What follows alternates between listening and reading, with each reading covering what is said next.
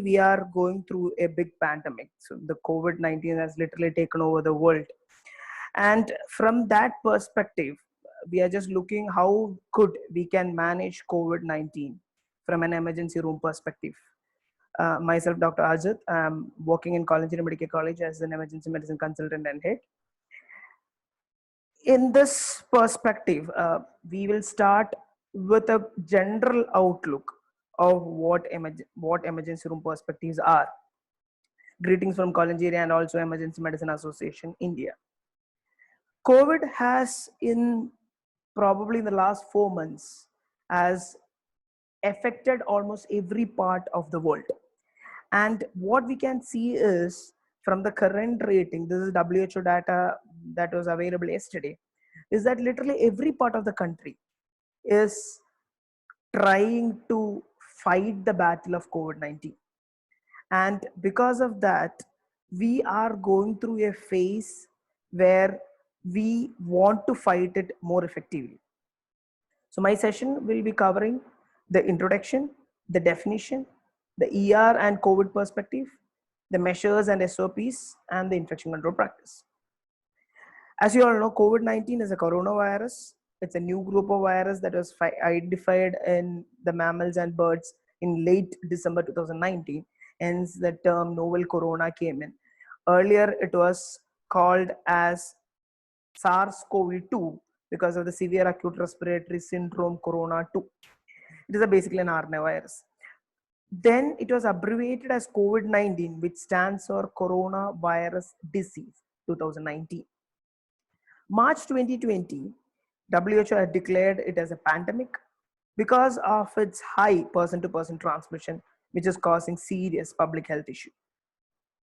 As you are aware, there are many mechanisms explained why COVID is so dangerous to our body. And the virus itself has a protein which links to the body cells and starts destroying it in one way or the other.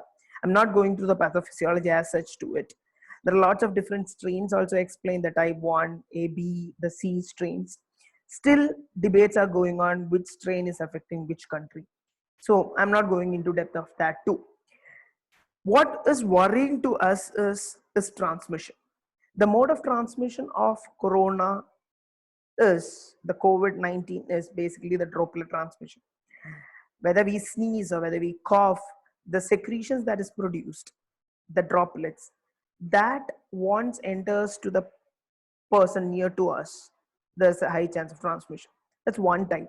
The other time could be an indirect transmission where the droplets gets contaminated on a surface, and that surface within a stipulated time when we touch, and then we touch our own body parts like face and nose, there is a transmission that is possible. So basically a droplet transmission is there and a formate transmission is also available.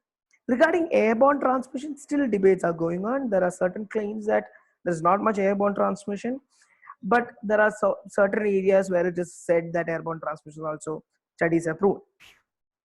What is important from a healthcare perspective is that these droplets are in micrometer size and nanometer size, and these can get affected to the person who's close to you. And because of that, the length is always considered. There are studies which says that 1 meter is a safe distance, but that 1 meter itself, studies have started to reclaim that 1 to 2 meters is better. So 2 meter, I think from the timing with studies, 2 meters is the safest distance that has been set. Whether who can transmit, whether a person who has symptom can transmit, that's always something that we all are aware, that a person who has a symptom of COVID-19 can transmit disease. The other side is whether a person who does not have symptom but has the virus inside our body, whether he can transmit. So that's a big concern that we have, the asymptomatic carriers, the persons who harbor the virus within their body, but they don't have symptoms. They are highly infectious in one way that even though they don't have symptom, they can transmit the virus. They may be healthy enough, they may not even show any symptom, but still a person who has the virus within his body can transmit it. That is why we are looking at a perspective that every case which comes to you, unless otherwise proven, should be taken from a should be viewed from an angle of COVID, especially in emergency room, because you have lots of unsorted case that comes in. There's something called as a reproductive index, that one person how much on an average he can transmit to other people. So its average is around 2.2. It varies from 1.4 to 3.9, and it varies. And rapid detection, identification, and isolation of the infected shortens the periods and lower the R. Case doubling time normally is said to be 7.5 days. Case fatality is said to be around 2 to 3%. Median age around 59 years, but still there are people who are in the younger age group getting the disease. Mean duration of hospital stay is said to be around 12 to 5 days, 12 to 12.5 days. As we are aware, we are a country which has different cultures and different diversity. And because of that itself, and because of lots of interconnectivity between the world and also the states, we are highly prone to get disease from anywhere. Hence, as we are aware, the all started from China, Wuhan province, that's a Hubei province of Wuhan. From there, it struck the world everywhere. I'm just showing a comparison of where we stand before I go into the literally management. COVID-19, this is the WHO situational report. WHO gives situation reports every day. So that's a big thing, that we get updates of COVID from every point of time. So this is basically the 21st April. So literally 1 month before the current date. So 21st April, we have a globally around 23 lakhs cases was identified with deaths of around 1.6 lakhs. If you can see that the Southeast Asia, it is said to be around 31,000 cases were there with 1,300 deaths. Now, when we move 1 month, so from 23 lakhs, when we move 1 month, we'll see what happens. Before that, we'll see the last 3 months. 21st February, it was 76,000 globally. 21st March, it was 2,66,000 globally. 21st April, it was 23 lakhs globally. From there, right now, from the 23 lakhs, on 21st May, we stand at a rate of 48 lakh cases. And that's a huge number. So literally, in almost, that's one big advantage that we have, we can consider as over a month, the case doubling happened. The earlier the case doubling used to happen between 12 to 15 days. Now the case doubling has literally became 30 days, but the number has literally gone up. And Southeast Asia, it has almost documented 1,64,000 cases with around 5,000 deaths. And this is basically a global description. And if you can see, 9th March, slowly state cases start picking up. So if you can see the orange, the reddish orange is Europe. Initially, the Europe was going up. Now you can see the Europe cases slowly starts coming down, and Southeast Asia started slowly picking up. So we are still in the phase. We are still going through the phase. And in India, when we look India per se, 22nd April, so last month, we had 20,000 cases with 4,000 deaths. When we look from there now, within a month, that 22,000 have changed to 1,24,000 cases. And death have become 3,700. So this is the comparison between 22nd April to 22nd May. 20,000 has become 1,24,000. Active cases 15,000 to 69. Recovered 4,01,000 to 51,000. Deceased 653 to 3,707. And the positive side, when we look the confirmed cases, we know that it jumped from 20 to 6 times. It has jumped to 1,24,000. But we see the positive side of it. The recovered, which was only 20% in 22nd, 4th, has now become 41%. So that also has doubled. And similarly, death, which was 3.17%, has now become 2.98%. So that's again a positivity that we have when we just compare the numbers. So it's not just the cases are increasing, the cases are becoming a population where it's mostly mild and probably asymptomatic, or moderate, the sick and the mortality part is somewhat still maintaining around 3%. So this is the basic comparison. So when we compare from the beginning, always there is a slowly steeping up. But when we look the other side of it, we can see that the cases are slowly getting not exponentially increasing per se, but still cases are maintaining that level. Similarly, the recovery rate is also, when compared to the last week, recovery rate is somewhat increased this week. Now coming to Kerala, where we have a 3.45 crore population. The deaths is around 4 cases as of yesterday, with recovered 512 and active cases around 216.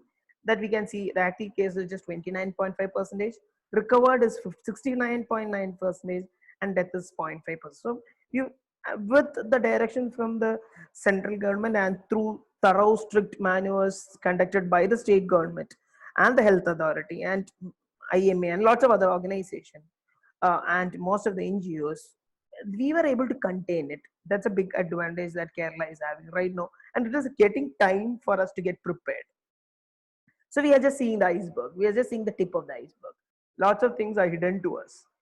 So it's all about teamwork, and teamwork is an essential in and essential and core in pandemic and management, because if one thing fails, the entire system fails, and we don't have time to test and try it and then recover out of it.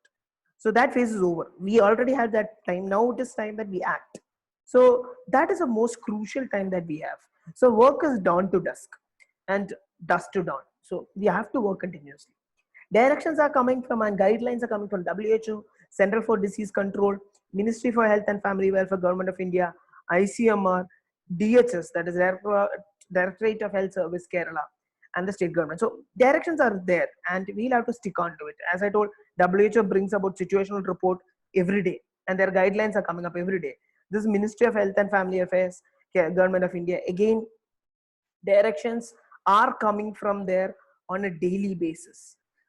Then this is the first guideline that state government has produced, the DHS have produced on 26 January 2020 from the government of Kerala. So from there, lots of development has happened. And similarly, the state government is updating and bringing out guidelines, references on a daily basis for us to make sure that we are prepared. And our chief minister, sir, is conducting press conferences, and their reports, daily reports, are also coming up on their own and on state government website, from which we get an awareness of what is happening. Now coming to the clinical aspect. So this is an overview that COVID, what we are looking at right now, is just the tip of the iceberg. We are just getting prepared to an era that we'll have to face with COVID and work with COVID, and we may have to live with COVID. And from that perspective, we'll come to the clinical side of it. Clinical features, as you are aware, it starts with the incubation period. WHO says 1 to 14 days, CDC says 2 to 14 days. Commonly, it is 2 to 5 days that is set. And it certain times we say that we will have to evaluate the case and monitor case up to 28 days. So double the full incubation period also has to be monitored. Studies have come in place where new insights are produced from COVID, where different types of symptoms and different and larger incubation period are also studied. Now coming to the symptoms, mainly it starts with a prodrome. It could be a fever, dry cough, dyspnea. It could be just a URTA. It could be a diarrhea. So it becomes with a basic viral fever outlook, which I'm sure that most of the hospital, most of the healthcare providers who are literally prepared for COVID, the whole team in front of me, you are aware that we see such cases on a daily basis, and it starts increasing in May, June, July, the rainy season. So it's basically a flu-like symptom to begin with, where it slowly starts deviating to a phase that it goes to severe respiratory infections, the SARI, the severe acute respiratory infection. Then it can go to systemic inflammatory syndromes and a multi-organ dysfunction.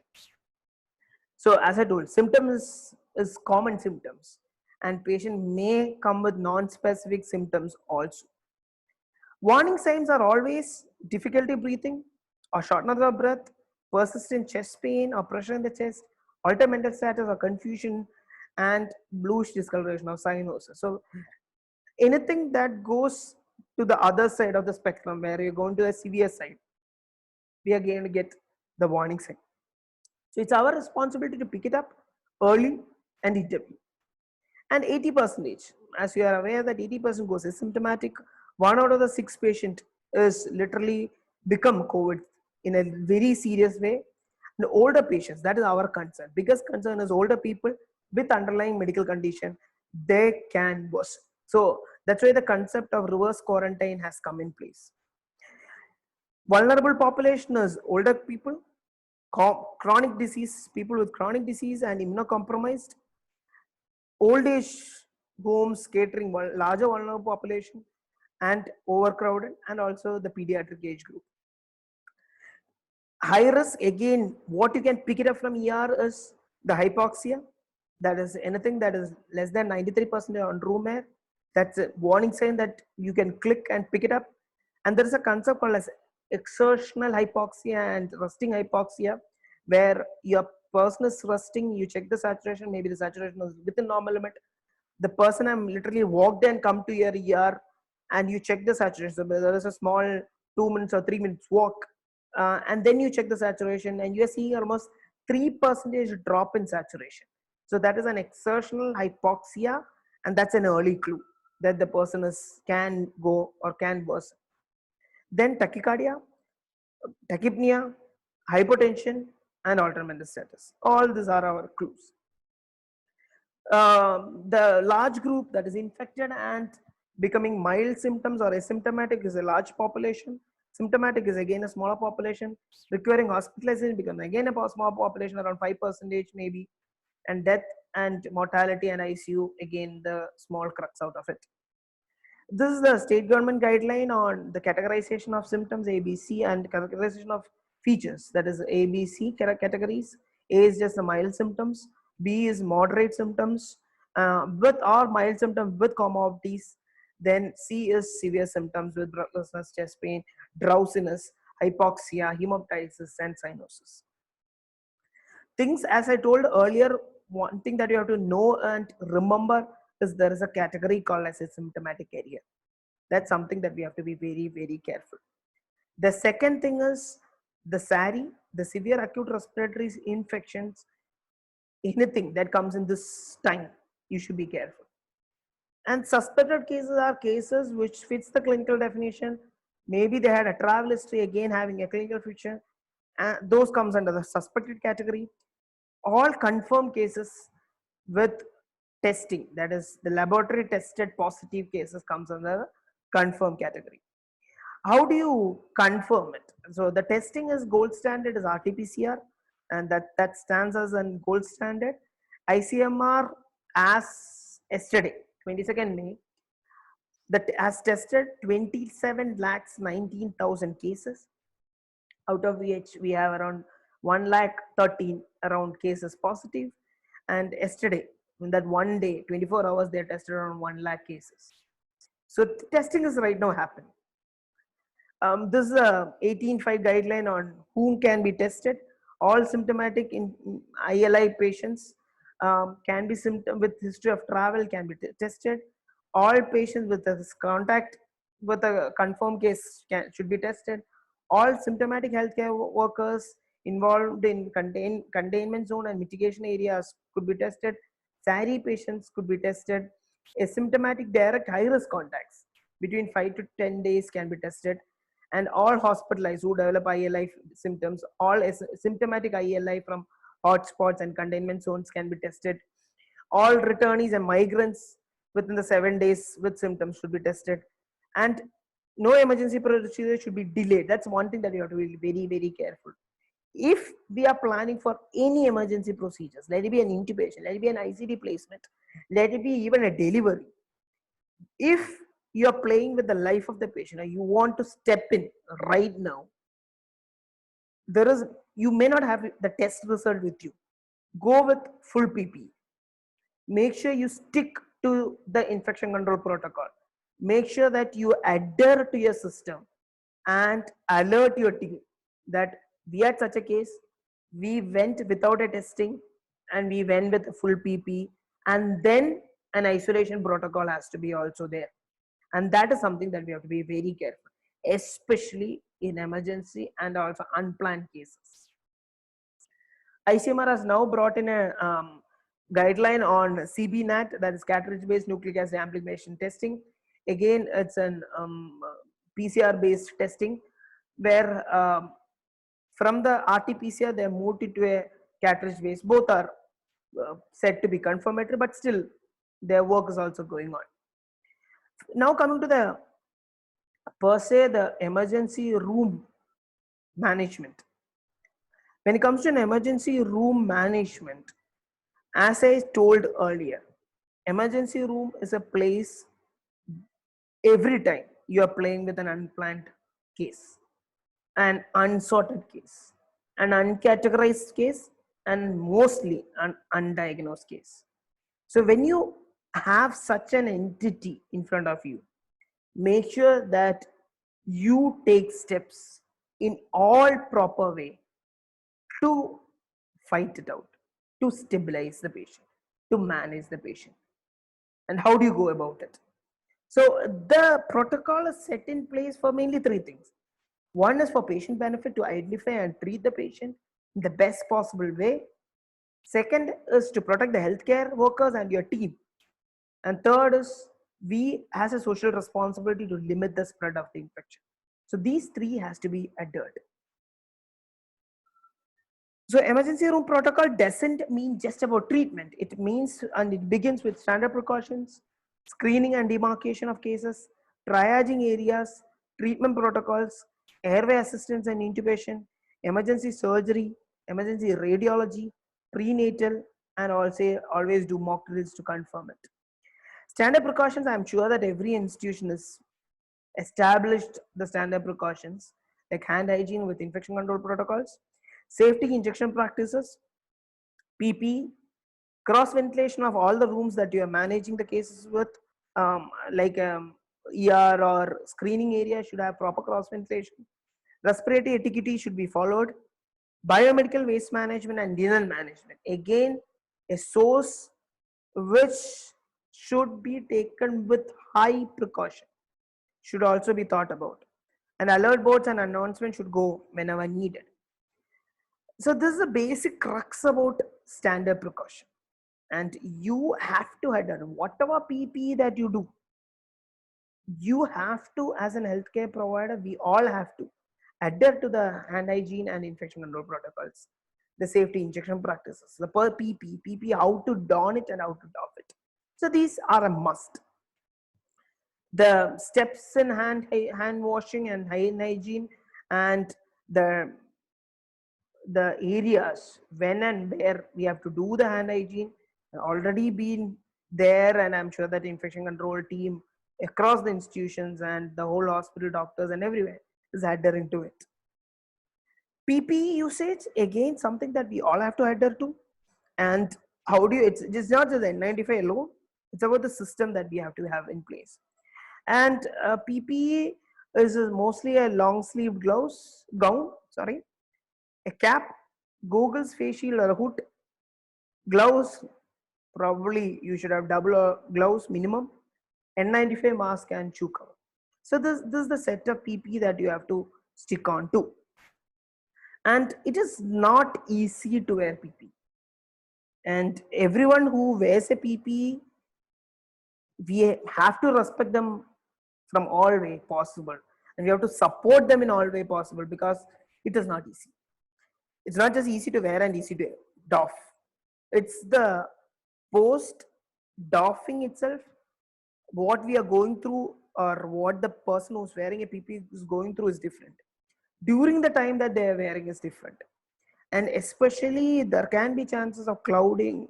You can have a clarity issues. There are lots of other issues also that you're going to have face whenever you wear a PPE. There is another thing that we can do is from an emergency perspective, where everything comes unplanned and you have to step in at certain times. Maybe a support team comes in. Always it is better to have a PPE trolley. So it's something that we have established in our institution in the emergency department at MOC Medical College. It's basically a PPE trolley where everything is set. So everyone who comes in, just take it out, wear it, and comes to the procedure. So that's something that we can adhere to, where we don't have to go search for things, because as I told, emergency is a place where we are facing something unplanned. Then PPE usage, the Ministry of Health and Family Affairs has brought in guidelines about PPE usage both in COVID hospitals and non-COVID hospitals. And this is the basic crux of about it. What it says is, when it comes to a triad zone, it's always N95 with gloves, screening N95 with gloves, temperature recording N95 with gloves, holding and waiting area N95 with gloves, doctor chambers N95 with gloves. Now that doctor chambers and all this area, that they have also added about face shield as needed. Emergency, if you are dealing with SARI, if you are dealing with aerosol generating procedures, if you are dealing with even a suction of a case which has some clinical finding or a travel or contact history, make sure you have a full PPE. Aerosol generating procedures, always full PPE should be thought of and should be considered. All individual isolation rooms, even an N95 with gloves with eye shield will be enough, and you can go for gown as needed. ICUs, full PPE. Whenever you manage a case with COVID suspected, it should be always full PPE. So triaging and screening is based on, as I told, it's a system that we have to build in. So any patient who steps into the hospital has to go through the screening irrespectively. And because of the number of patients on most hospitals, the number is good or huge number. Screening may take time, but we have to stick to that. We have to make sure that we screen each and every one and identify, segregate, manage. And that's the protocol that we have to follow. There may be areas where we miss, but make sure that however possible, make sure that we stick to the protocol. And in screening, make sure that you allow only one patient, and maybe one patient, one bystander, and make sure the number of people entering the hospital is also restricted. Most of the hospitals have even stopped visitors.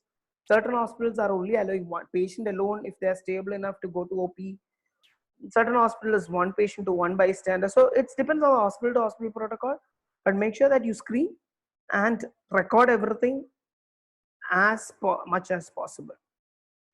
So screening begins with an hand wash. We at MOIC, we have the institutional rapid response team, the infection control, the whole medical fraternity is supporting the movement of screening every patient.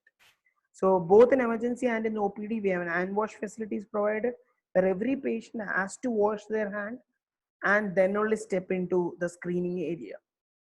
Everyone has to wear a mask, both staff and patient. Everyone has to wear a mask when they are entering the hospital premises. The whole nursing team, they are also prepared enough to manage any case which comes in.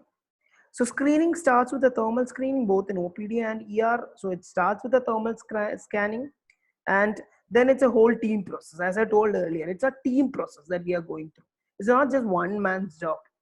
It's a team which is formed by everyone, from security, who is receiving or who is greeting the patient, and right at the doorstep, from them, through the attenders, through the nursing assistants, through the nursing staff, the doctors, the interns, everyone is a part of that screening team. And that screening team works is mainly to make sure the protection of the patient and the institute and the doctors and everyone. So it is a hard job. It's not a simple job. It's a hard job, and that's a teamwork. And from that perspective, we, as the time went through, we went to a phase that we provided all PPE needed in screening zone, because the number of cases of SARI, number of cases of unsorted cases started coming up.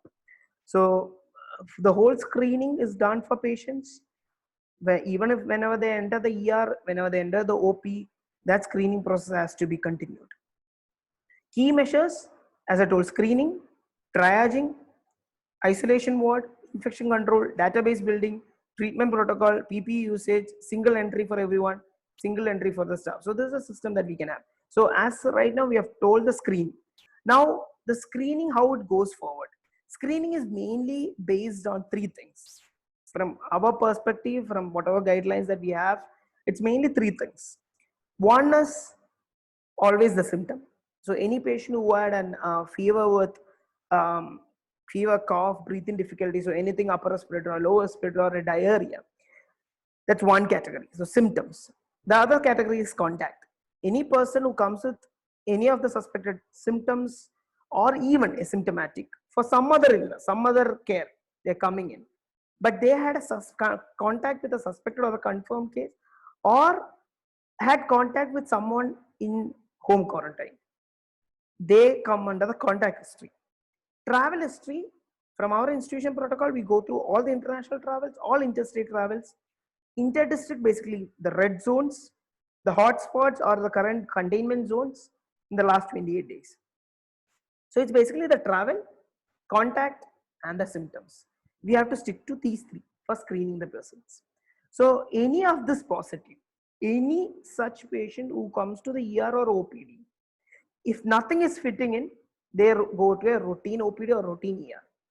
If anything is fitting in any one of this is positive, the patient is shifted to a separate area where staff, doctors, everyone evaluate the case with VP support.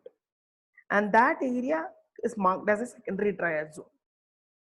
So in the secondary triage zone, basically the data is piled up. So we have data to assess the patient, and the patient is provided if the mask and hand sanitizing, and they're shifted to by a person will guide them to a secondary triage zone. And in the secondary triage zone, we are evaluating the patient to identify the different stratas or what illnesses come to diagnosis, and then deciding on whether the patient requires an ICU or whether the patient requires an can be discharged from there, or patient requires a ward admission. So everything is done. So it's basically initially it will be a point 1 where the screening, point 2 that is a secondary triage, and triage point 3 is the admission and other evaluation protocols. It's basically a 3 triage point system. So as I told, any person who comes to the screening zones, if there is nothing, no contact, no symptom, no travel, they goes to routine things. If they have fever and respiratory or diarrheal symptoms with contact or without contact, and anybody who had a travel or contact history, all these categories comes to the secondary triage zone, and from there evaluation is done. And secondary triage zone again is divided into 3. That is, again, it could be categorized as red, yellow, green, or a 1, 2, 3, where category 1 or priority 1 becomes unstable patient. So anybody who had been screened and fitting the screening protocol shifted to the secondary triage zone, if they're unstable, they goes to that category, that level. So all the rest of the care, even intubation, happens in that area. Then you have a second area that could be a priority 2 or a yellow, where it is stable patients with respiratory symptoms. And you have a category priority 3 or a green area, where the stable patient with mild respiratory or non-respiratory symptoms or other symptoms, or maybe just had a abdominal pain who had a contact history, something like that. So it's basically everyone is segregated so that we can evaluate the case in that secondary triage zone itself differently. And as much as possible, one thing that we have to stick on to is the basic assessment. Whatever be the case, we always have at times when a case comes in, the patient may have a travel history, maybe had an international travel, patient came to our department. Don't think only COVID. Think about the other diagnosis that we have. So evaluate the case as and when the patient arrives in the same protocol that we follow. That is the primary assessment, that is airway, breathing, circulation. Make sure that we fit into that protocol. Make sure you screen the patients properly. Then if the patient is hypoxic or saturation is low, you start on oxygen. If the patient requires a chest X-ray, make sure you stick onto the emergency radiology protocol and you go for a portable X-ray. The portable team comes to the secondary triage zone with the adequate PP and takes the X-ray, and that should be followed. Oxygen can also be given with triple layer mask and something like this. So triple layer mask with an oxygen can also be provided. And oxygen, make sure that you maintain the saturation. So that's another vital thing that you have to maintain when I go to airway. The patient may have secretion, make sure you have the full PPE, suction the patient, clear the airway. Airway takes priority always. Maintain the airway, take priority with the airway, stabilize the airway. As I told earlier, think about resting and exertional hypoxia. Then comes to a where we have to think about airway assistance. So basic evaluation, basic stabilization of the airway has been done, but still you think that the patient's airway is not stabilized enough. So you go for an airway assistance protocol, where normally airway assistance, you think about the BiPAP or the CPAP maybe, or you can go for airway adjuncts or airway maneuvers. So airway maneuvers we can be done simultaneously. Airway adjuncts also can be done, like nasal airway or oral airway. Those can also be given. Then comes is a phase where whether you need to go for CPAP or BiPAP. CPAP and BiPAP most of the time is a single pipe, a single tube from the machine. There is a single tube that's an inspiratory thing that comes to the mask, and the patient, the the the pressure is pushed through the airway. So the expiration part is through the holes or through the connector that is put outside the mask, and that expiration goes to the atmosphere. So it's basically an aerosol generating thing. So another thing, so it's a bit um, difficult, or it may be a bit skeptical to use a BiPAP or CPAP at that point. So it's better that if you can have a ventilator BiPAP NIV, where both limbs are there, both inspiratory limb is there and the expiratory limb is there. Both are connected to the mask. And so inspiration goes to the mask, there is nothing escaping from the mask, there is no leak, and the expiration goes through the tubing and goes out to that area. So you can have a filter in, so that you can make sure that that filter helps in preventing the the area that we are working contaminated. So NIV with ventilator support is much more preferred. When it comes to intubation, always rapid sequence intubation, and it's always better to go for an elective planned intubation at point rather than going for a crash intubation or an emergency intubation. So always make sure you have things ready. Always make sure your team is as minimal as possible. Don't have the entire ER in the intubation area. So have the minimal staff, have the minimal team there, and make sure that you go for intubation. You can use the aerosol box, you can use the video laryngoscope. I'll come to both. So aerosol boxes, and when I go to pre-ventilation, so pre-oxygenation, use the filter again. So mask, tightly fitted mask with the filter, then connected to the ambu bag will help in lot way. So make sure that that is also connected. Now coming to the aerosol box, is basically a acrylic board, maybe a 5 mm thickness, with two areas, two holes, where you can actually insert your hand, help in ampuing the patient, intubating the patient, and you may or may not have a hole on the side, basically for maybe suctioning or supporting. So the secretions are, and you can cover this with a sheet. So basically the aerosolization can be minimized. And if you have a video laryngoscope, you can use it. So video laryngoscopes gives a better idea about how the structure is. You can visualize and intubate, again minimizing aerosolization, and you can actually see it within the camera and then do it. So it helps in intubation in a better way, limiting the aerosolization. Then, as I told, minimize the staff, RSI, you can go for drug, paralytic and drug. So it's a most experienced person, if possible, should be there. Don't allow the patient to cough when you tube. So make sure that your patient is sedated and paralyzed and properly enough to intubate. All materials should be ready. Don't go searching for materials when you start intubating such cases. Ventilator management, ventilator, there are different strategies. The ARDS protocol is, maybe the patient does not have much of a lung finding. You can go for a routine pressure control or a volume control ventilation, then go to a support ventilation as needed.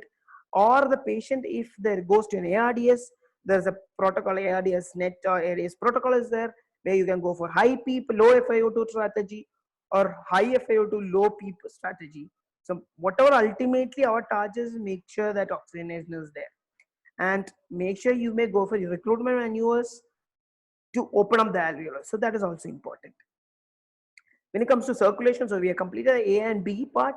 So airway and B part, the main take home would be have your team ready, have your equipment and things ready. Even if an unplanned case comes in, you are ready for it. Second thing, you have the minimum staff, have the experienced people who can take care of the airway. NIV, ventilator NIV, aerosol box, video laryngoscope with a good ventilator strategy helps in stabilizing the A plus B. Now comes to circulation part, have 2 IV cannulas in place, large bore, document the pulse BP, CRT and peripheral pulses, judicial fluid resuscitation with a crystalloid, reevaluate for fluid overload at intervals, perform a 12 lead ECG. Vasopressors, if the mean arterial BP is not maintaining more than 65, make sure you consider vasopressors. First choice vasopressor will always be norepinephrine. Then if you have the point of care ultrasound, it helps in a lot of way.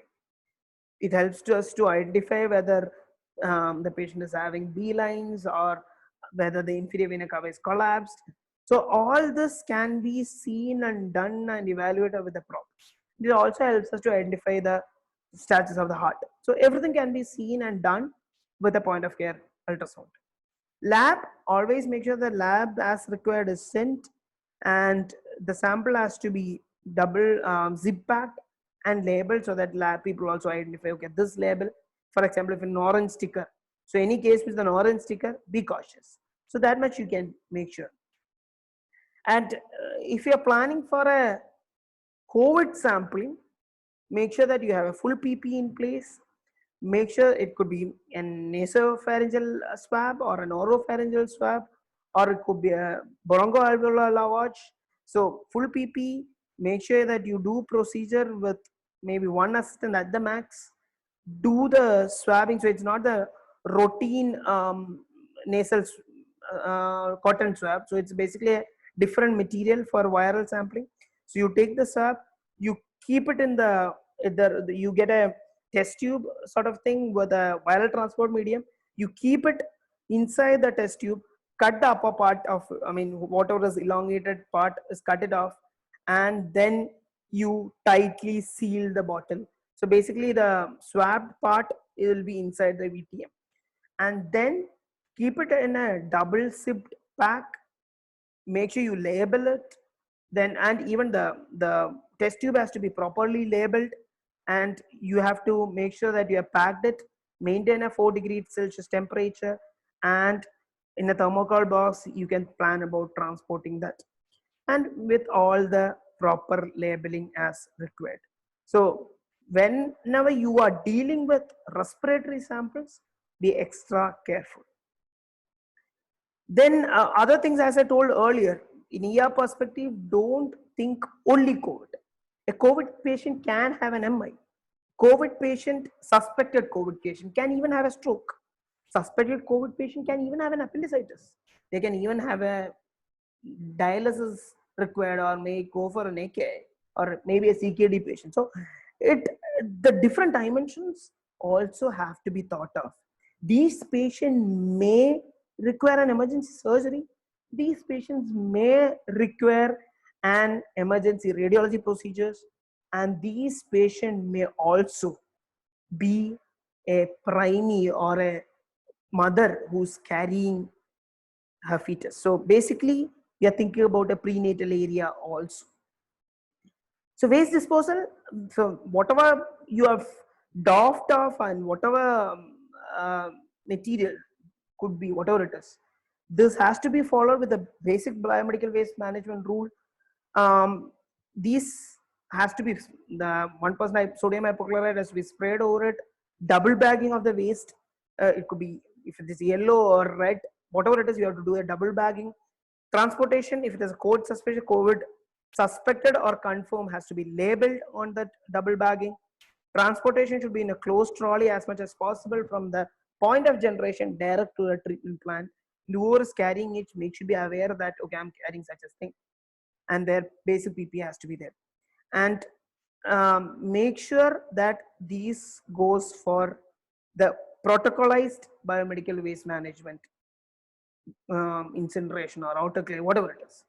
Make sure that they stick to protocol. Or certain institution gives to image, so that can also be done. Certain institution have their own incinerator facility, and that can also be done. So it is minimizing the waste, segregating it properly, collecting it properly, transporting, disposing, treating, transporting, storing, treating it, and disposing. So it's a connected loop, and that connection should always be maintained and minimize it. Admission, as I told earlier, any patient who has comes to a secondary triage zone or who has been identified, and you after evaluation you still feel that a patient stick on to these protocols and these guidelines, they have to be isolated.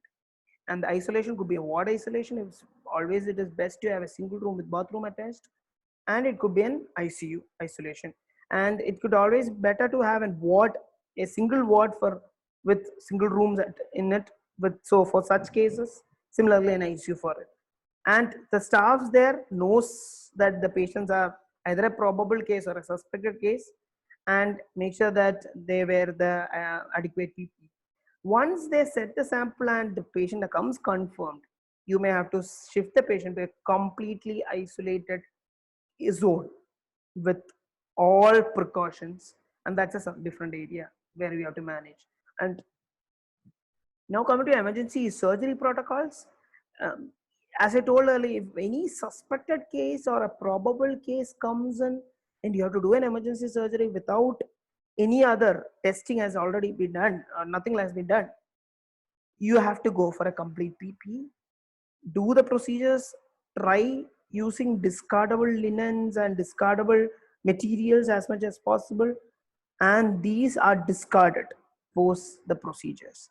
And the whole ICU should be wiped. If you have UV facility for disinfection, that is also can be used, or you can even go for fumigation.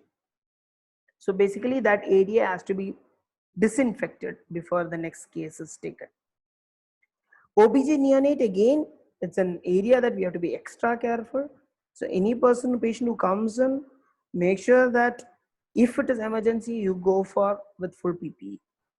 And there is very limited data to say, or to even nothing to concretely or to say that there is mother to child transmission. So child is somewhat safe at that point, and make sure that you take care of them in a different area, and that also has to be thought about. Coming to emergency radiology, any case you may require an X-ray, try to do an X-ray as portable as much as possible. Ultrasound, again, do as portable as much as possible. Make sure that you discuss the case in detail with the radiologist or the radiographer, so that they get a clear idea about what they are dealing with, and they can also help you to decide what investigation can be done, so that you can minimize the number of areas that person can need to be transported. And if you're going for again an procedure based like a CT room or maybe an MRI, make sure that you stick on to the complete infection, the PPE protocol. Patient has to be transported with a 2-meter distance, 2-meter gap should be area, but no one should be made. So, and the area should be cleared of other cases. You take them, make sure that post procedure you do everything that you do with infection control procedure, from wiping till fogging, everything has to be done. Again, try to use disposable linen as much as possible. And this one study that has come in place, that where we all have to be vigilant, is the any case, this is a very small sample size. It's basically an outcome of patients undergoing surgery in the incubation period of COVID-19. So basically this came in, if you can see, in the March 2020. The output is like this. Their study shows that 34 patients have been operated, and with confirmed cases, 15 patients needed ICU, and the mortality from a routine 3 to 5% jumped to 20.5%. So that's something that you have to be extra careful whenever we deal with such cases which requires a surgical intervention. Then treatment protocol, as I told earlier, we are sticking on to the central and state government treatment protocol, and that has to be followed, and with the ABC criteria and the treatment per se. They have already, state government has put down the guideline, and if some patient comes positive, we'll have to follow that. I'm not going into detail of each treatment. We'll have to follow the guidelines. So in nutshell, COVID-19 is something that has literally changed the perspective of healthcare management. It has changed the outlook of healthcare management. It has changed the cultural aspect in healthcare management. And it also has given a very high importance to infection control practices. So it is a teamwork. It's a team work that everyone is individually and collectively responsible. It's not just from hand washing, through the screening, through the secondary triage, through the evaluation of airway, breathing, circulation, and managing such cases, going for an emergency surgery, emergency radiology, emergency, maybe a cesarean or a normal delivery, everything, including the neonatal backup. So everything is linked, and it is for the betterment of our healthcare system that we have to make sure that the system is connected and protocolized as much as possible, so that we are prepared. And when we are prepared, we were able to be more confident in dealing with the cases that comes in.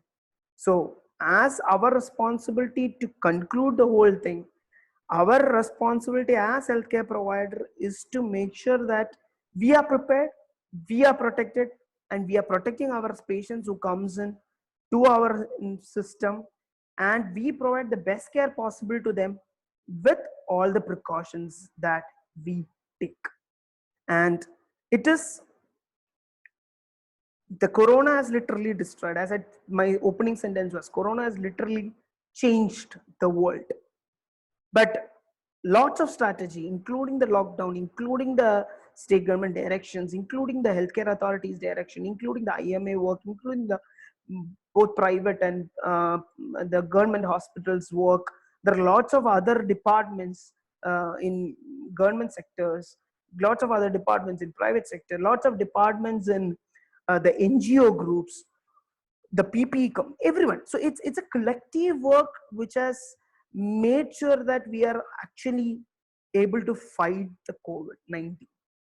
So it is teamwork, and teamwork in such a way that we protect ourselves, protect our system, protect our patient, and protect our environment. So never ever break the rule protocols, break the chain, but never break the protocol. So ultimately, as I told, it is not one person's job. It is at a point that we have to change our whole perspective from an individual to a community that we serve. Together we can, and together we will.